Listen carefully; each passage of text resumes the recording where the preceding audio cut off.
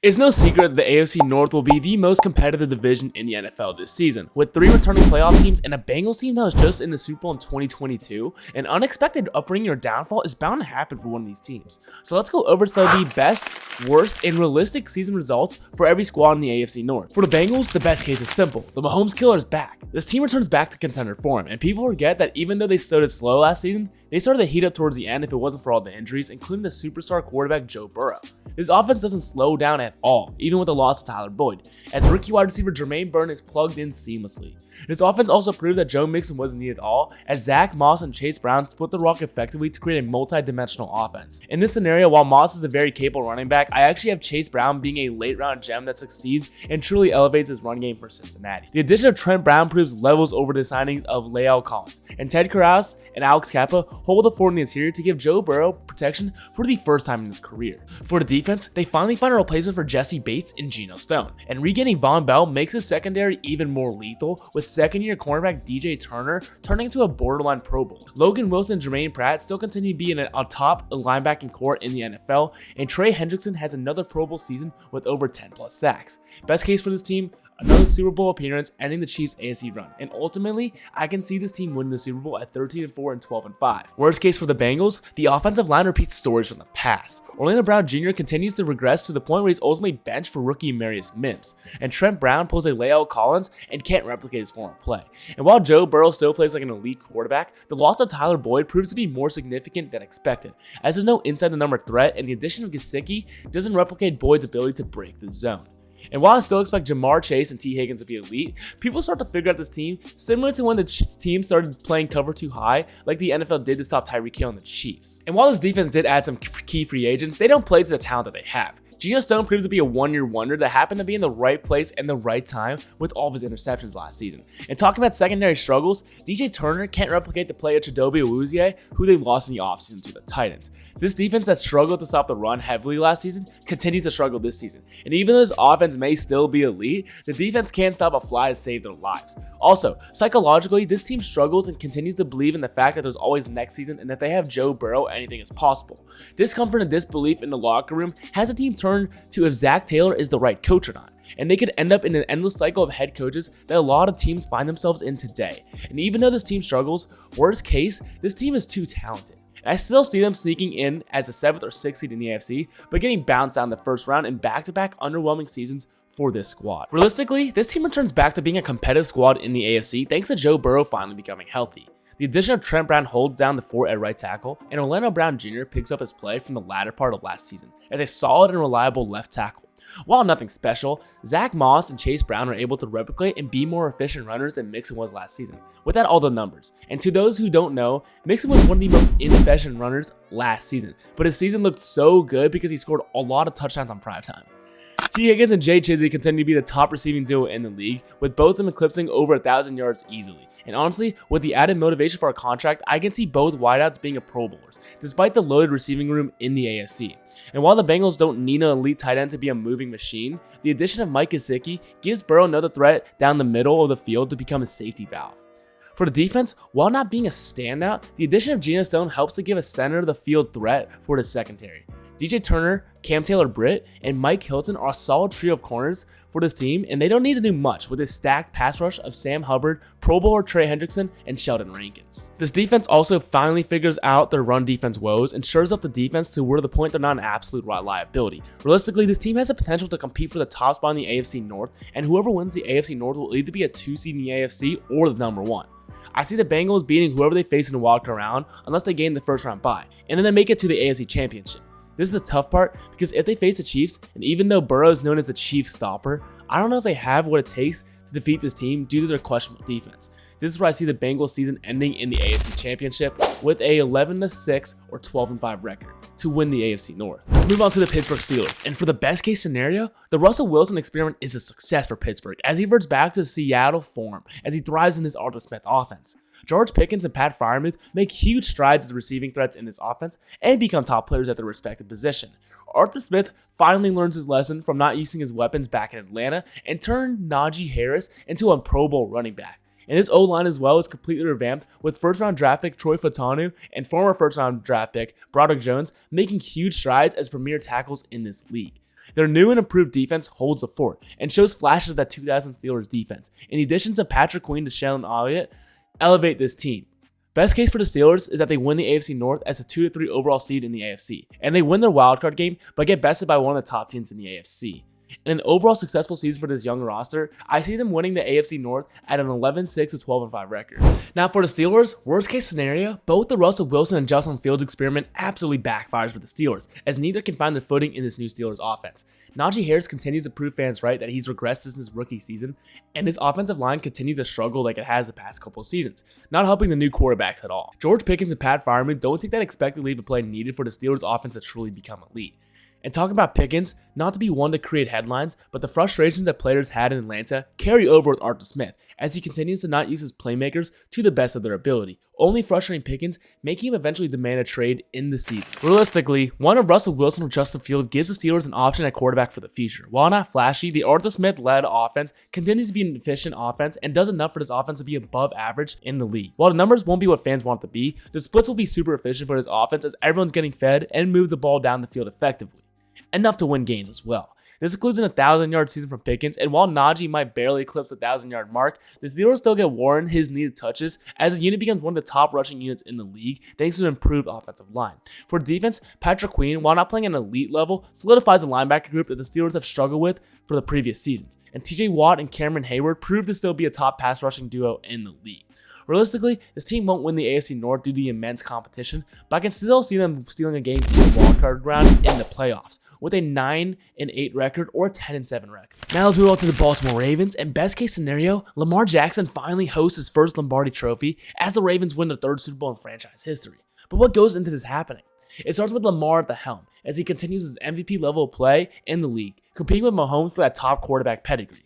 Now, people will clown Lamar's passing numbers from last year and the fact that he won MVP, forgetting that he was one of the most efficient passers in the league. And if you want to bring up his touchdowns numbers, they were so low because Gus Edwards took so many goal line touchdowns away with 13 of them last season.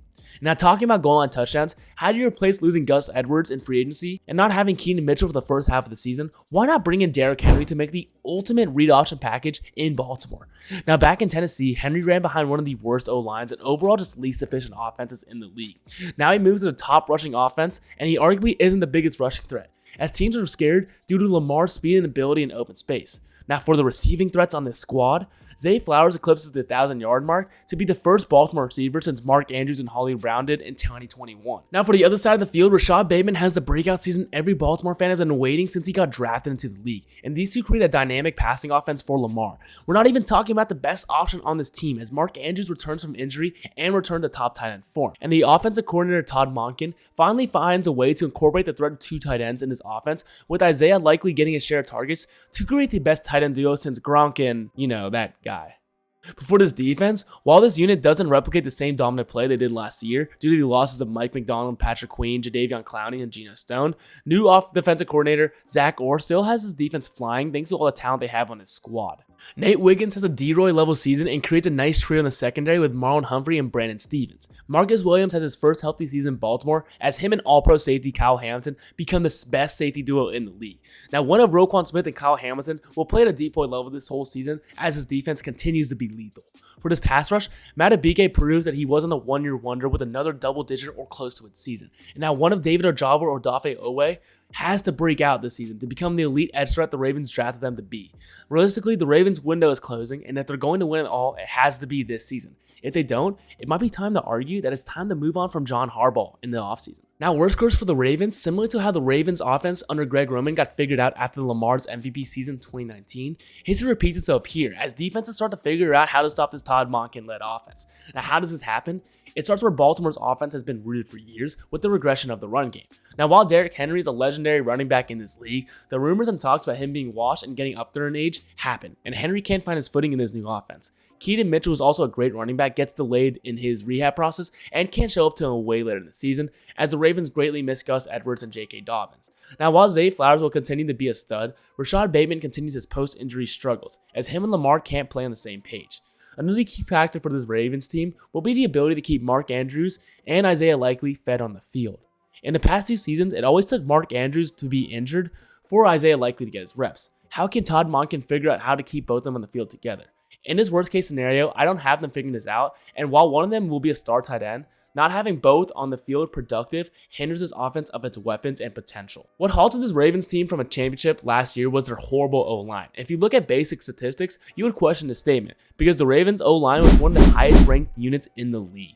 Now, while the run blocking was great last season, the pass blocking was putrid last season, and the reason why this O-line ranked so well was Lamar's ability to maneuver and work the pocket and escape if needed. If you look at film from last season, you would see that during passing situations that the tackles would constantly be beat, forcing Lamar out of the pocket.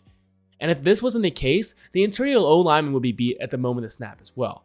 And if it wasn't for that, then the play would often be called back due to holding. For example, the Ravens had 2 guys in the top 5 in offensive line penalties, with Ronnie Stanley having 12 calls against him and left guard John Simpson having 13. Morgan Moses, even though he missed time last season, wasn't far behind them as well. The only assured piece on this offensive line right now is Tyler Linderbaum. And with this, the offensive line continues to struggle heavily, which doesn't help the offense move at all. For the defense, the loss of Mike McDonald proves to affect Baltimore mightily. Zach Orr is not capable of replicating the same schemes and in-game adjustments as defensive mastermind Mike McDonald could.